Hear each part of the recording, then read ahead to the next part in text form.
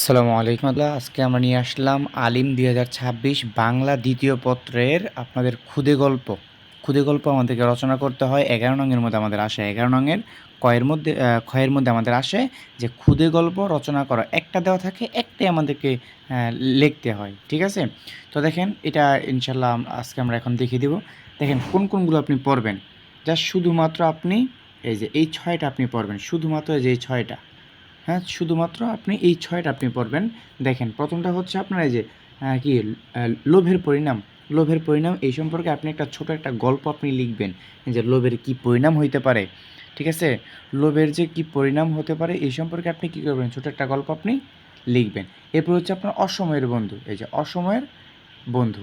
এরপর হচ্ছে আপনার স্বপ্ন পূরণ এই সম্পর্কে একটা ক্ষুদে গল্প লিখবেন, মানে ছোট একটা গল্প আপনি লিখবেন। ঠিক আছে? এরপর হচ্ছে আপনার সততা সম্পর্কে লিখবেন। আমরা ওই সততা দেখছিলাম আমরা সেই কাঠুরের মধ্যে, তাই না? যাই হোক, এরপর হচ্ছে ঝরে পড়া ফুল, এই সম্পর্কে ক্ষুদে গল্প লিখবেন। এরপর হচ্ছে পরোপকার, হ্যাঁ, পরোপকার, অন্যের উপকার, হ্যাঁ, উপকারের প্রতি উপকার, হ্যাঁ, বা পরোপকার এই সম্পর্কে আপনি কী করবেন, একটা ক্ষুদে গল্প আপনি লিখবেন। তাহলে জাস্ট শুধুমাত্র এই যে এই ৬টা দেখেন, এই ৬টা লোভের পরিণাম, এই দেখেন লোভের পরিণাম, অসময়ের বন্ধু, স্বপ্ন পূরণ, সততা, ঝরে পড়া ফুল আর হচ্ছে পরোপকার। জাস্ট এই ৬টা আপনি পড়লে ইনশাল্লাহ পরীক্ষার মধ্যে আপনি কমন পাবেন।